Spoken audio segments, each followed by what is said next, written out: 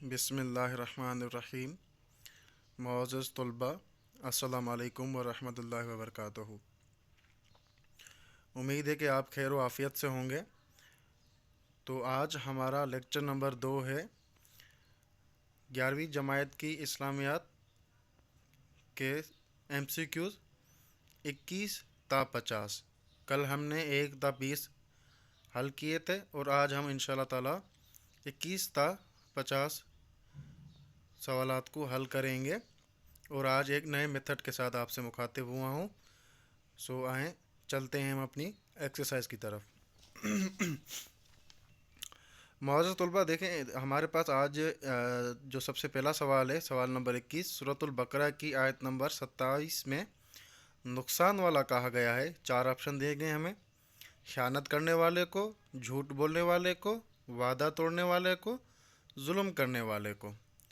تو اس کا جو صحیح جواب ہوگا وہ ہوگا وعدہ توڑنے والے کو نقصان والا کہا گیا ہے سورۃ البقرہ کی آیت نمبر 27 میں۔ اس کے بعد ہمارے پاس دوسرا سوال ہے، سوال نمبر 22 حضرت آدم علیہ السلام کو نام سکھائے گئے۔ کن چیزوں کے نام سکھائے گئے؟ تمام چیزوں کے نام۔ اس کا جو صحیح جواب ہوگا وہ کیا ہوگا؟ تمام چیزوں کے نام۔ اس کے بعد ہمارے پاس سوال نمبر 23 ہے، حضرت آدم علیہ السلام کے لیے سجدے کرنے کا حکم ملا۔ جواب ہیں تمام مخلوق کو، فرشتوں کو، جنات کو، حیوانات کو۔ صحیح جواب ہوگا فرشتوں کو۔ سوال نمبر 24 ہے، حضرت آدم علیہ السلام اور حضرت حوا علیہ السلام کو روکا گیا، کس چیز سے روکا گیا تھا؟ ایک درخت کے قریب جانے سے۔ صحیح جواب ہوگا ایک درخت کے قریب جانے سے۔ اس کے بعد سوال نمبر 25 ہے، سورہ انفال کب نازل ہوئی تھی؟ سورہ انفال چونکہ جنگ بدر کے موقع پر نازل ہوئی تھی اور جنگ بدر کا احوال اس میں موجود ہے، تو صحیح جواب ہوگا جنگ بدر کے موقع پر نازل ہوئی تھی سورہ انفال۔ اس کے بعد ہمارے پاس سوال ہے، جنگ بدر میں مومنین کی مدد کے لیے وعدہ کیا گیا تھا، کس چیز کا وعدہ کیا گیا تھا مومنین کو؟ کہ اللہ تعالیٰ کی طرف سے 1000 فرشتے نازل ہوں گے، اور جو ان کی جنگ بدر کے موقع پر جنہوں نے مدد فرمائی تھی۔ چونکہ جو کفار مکہ تھے ان کی تعداد 1000 تھی، اور جو 300 مسلمانوں کی طرف سے جو دستہ تھا ان کی تعداد کتنی تھی؟ 313 تعداد، مطلب 300 گنا زیادہ تعداد تھی ان کی مشرکین مکہ کی بنسبت مسلمانوں کے۔ تو اللہ تعالیٰ نے 1000 فرشتوں کا دستہ بھیجا جنہوں نے مسلمانوں کی جنگ بدر کے موقع پر مدد فرمائی تھی۔ سوال نمبر 27 ہے، سورہ انفال نازل ہوئی۔ اب دیکھیں اس میں آپ کے 2 جواب صحیح ہو جائیں گے، مطلب حل ہو جائیں گے۔ کون سے؟ ایک تو جنگ بدر 2 ہجری کے موقع پر لڑی گئی تھی، اور دوسرا سورہ انفال بھی 2 ہجری میں ہی نازل ہوئی تھی۔ ٹھیک ہے۔ اس کے بعد ہمارے پاس سوال نمبر 28 ہے، شر دواب کن کو کہا گیا ہے، یا اس کی معنی کیا ہے؟ برا جانور، برے سے برا جانور، جانوروں میں سب سے برا، یا جانوروں میں سب سے زیادہ برا۔ دیکھیں یہاں پہ جانور ہی ہے مطلب، لیکن جانوروں میں سے بھی سب سے زیادہ برا جانور معنی ہے شر دواب کی۔ اس کے بعد 28 ہے ہمارے پاس سوال نمبر، لما یحییکم سے مراد ہے زندگی۔ کیا مراد ہے؟ زندگی۔ 29 نمبر سوال ہے ہمارے پاس، لما یحییکم سے مراد ہے زندگی۔ سوال نمبر 30 ہے، فتنہ سے مراد ہے کیا مراد ہے فتنہ سے؟ آزمائش۔ فتنہ جو ہے وہ کیا ہوتا ہے؟ مومنین کے لیے آزمائش ہوتا ہے۔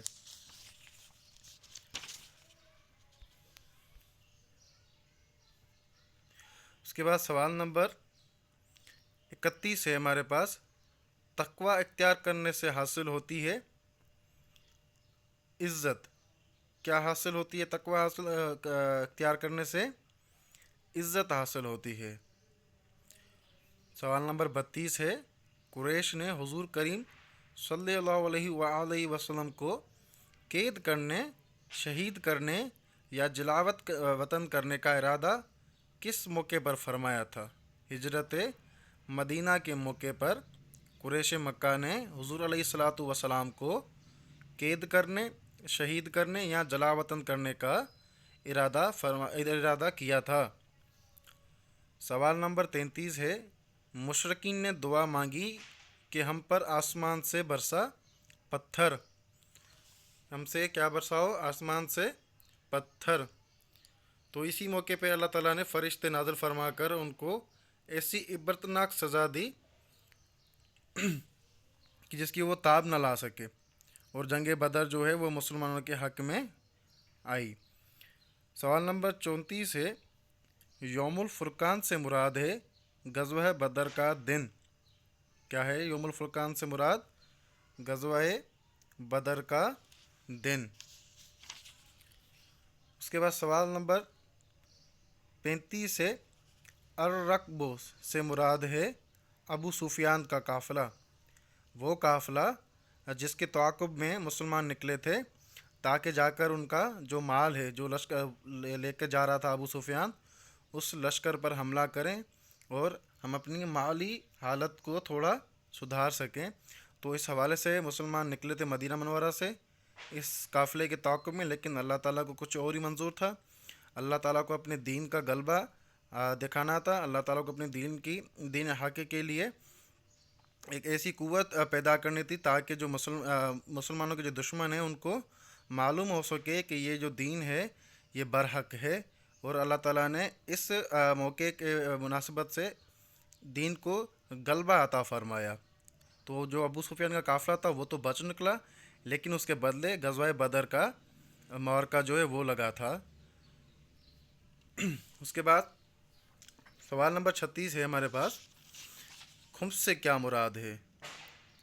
خمس کہتے ہیں پانچویں حصے کو، جو مال غنیمت سے ہمیں مال غنیمت ملتا ہے کسی بھی لڑائی کے بعد، اس کا جو پانچواں ہوتا ہے حصہ ہوتا ہے اس کو کہتے ہیں خمس، اور اس کا اختیار کس کو ہوتا ہے؟ اللہ تعالیٰ کی ذات کو اور اس کے رسول صلی اللہ علیہ وسلم کو ہوتا ہے، جس کی وراثت کچھ اس طرح ہوتی ہے کہ اس کے 5 حصے ہوتے ہیں۔ ایک ہوتا ہے اللہ تعالیٰ کے لیے، اور ایک ہوتا ہے حضور علیہ الصلاۃ والسلام کے لیے، ایک ہوتا ہے حضور علیہ الصلاۃ والسلام کے قریبی رشتہ داروں کے لیے، اور ایک ہوتا ہے یتیموں کے لیے اور مسکینوں کے لیے اور مسافروں کے لیے۔ یہ ہوتا ہے 5 حصے مال غنیمت کا تقسیم کیا جاتا ہے۔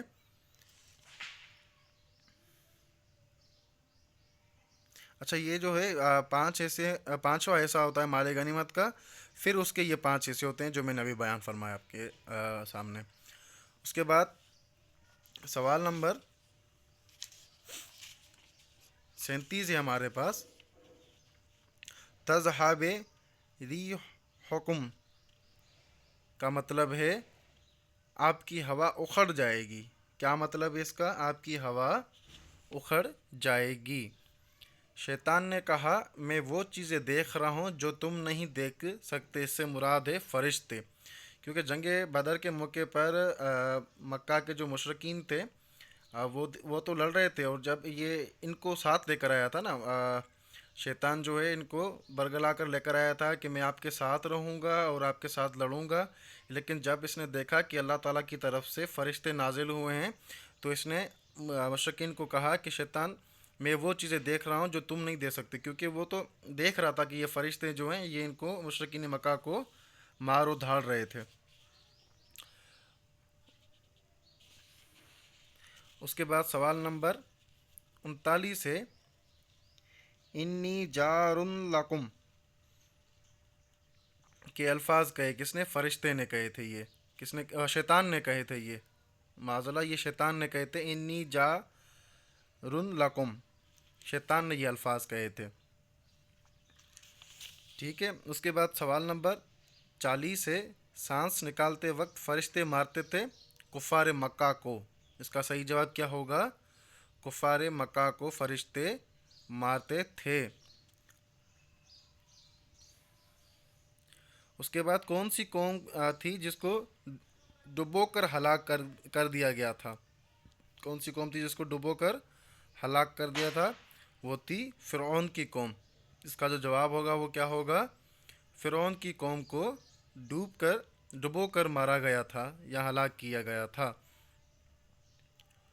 अच्छा, उसके बाद सवाल नंबर 42 है, बुरे जानवर शुमार किया गया है ईमान न लाने वालों को।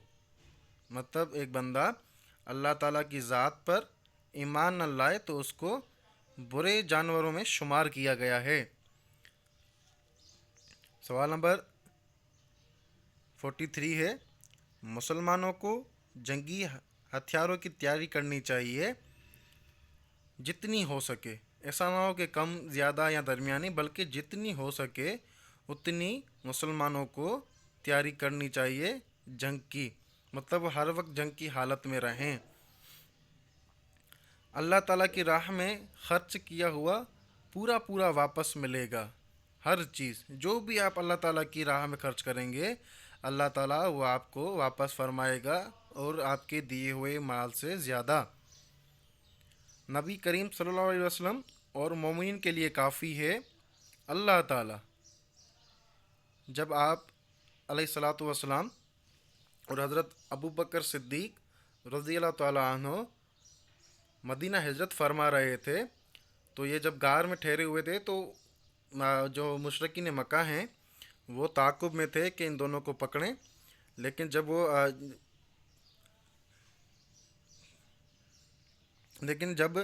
मुशरिकीन मक्का आप सल्लल्लाहु अलैहि वसल्लम के करीब पहुँचे जहाँ पे आप ठहरे हुए थे, तो उस टाइम पे हज़रत अबू बकर सिद्दीक़ परेशान हुए कि अब ये हमें पकड़ लेंगे। तो नबी अकरम सल्लल्लाहु अलैहि वसल्लम ने फरमाया था कि डरो नहीं, हमारे साथ अल्लाह है और अल्लाह हमारे लिए काफ़ी है। सवाल नंबर 46 है, मोमिनीन को उकसाने के लिए नबी करीम सल्लल्लाहु अलैहि वसल्लम ने को हुक्म दिया गया जहाद का। जैसा मैंने आपको थोड़ी देर पहले बताया था इसी वीडियो में कि मुसलमान हैं मदीना जो हैं वो निकले थे। अबू सुफियान जो कि उस वक्त मुसलमान नहीं हुए थे, उनके काफ़िले के ऊपर हमला करने के लिए, ताकि जो उसका जो माल था तिजारती माल वो हासिल कर सकें। लेकिन अल्लाह ताला को ये मंजूर था कि वो अपने दीन को गलबा हासिल कराना चाहता था मुसलमानों के ज़रिए। तो आप सल्लल्लाहु अलैहि वसल्लम को हुक्म दिया कि मोमिन को लेकर जाएं और इनसे जिहाद करें जो दूसरा लश्कर आ रहा था अबू जहल की तरफ सरबराही में। उसके बाद सवाल नंबर 47 है, मोमिनीन से दुश्मनों की तादाद पर फ़तह का पहला वादा था। अल्लाह ताला ने फरमाया था 10 गुना पर। कितना वादा था? 10 गुना पर। जंगी कैदियों के मुताबिक आप सल्लल्लाहु अलैहि वसल्लम ने मशवरा किया किससे? सहाबा किराम रज़ियल्लाहु अन्हुम से। किससे मशवरा किया था? सहाबा किराम से, कि जो जंग में जो कैद हुए थे मुशरिकीन जिनकी तादाद थी 70, तो आप सल्लल्लाहु अलैहि वसल्लम ने सहाबा किराम से मशवरा किया था कि इनके साथ क्या सलूक किया जाए। 49 है, बदर के कैदियों में से अक्सर कैदियों को फ़िदिये के बदले मिली क्या? आज़ादी। किन्होंने पैसे देकर आज़ादी हासिल की? तो किन्होंने कुछ काम किया और किन कैदियों ने? जो वहाँ के जो मदीना मुनव्वरा में जो मुसलमान थे, क्योंकि वो कुछ कम पढ़े लिखे थे या उनकी तादाद कम थी, तो उनको पढ़ाने के एवज़ उनको क्या मिला था? आज़ादी बदर के कैदियों को। उसके बाद आज का हमारा आखिरी जो सवाल है वो है 50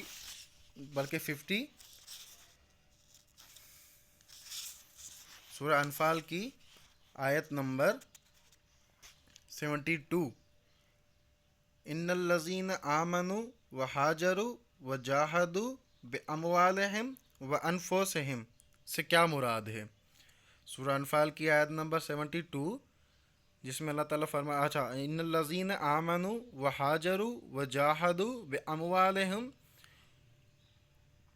व अनफुसिहिम, से मुराद है मुहाजिर सहाबा किराम रज़ियल्लाहु अन्हुम।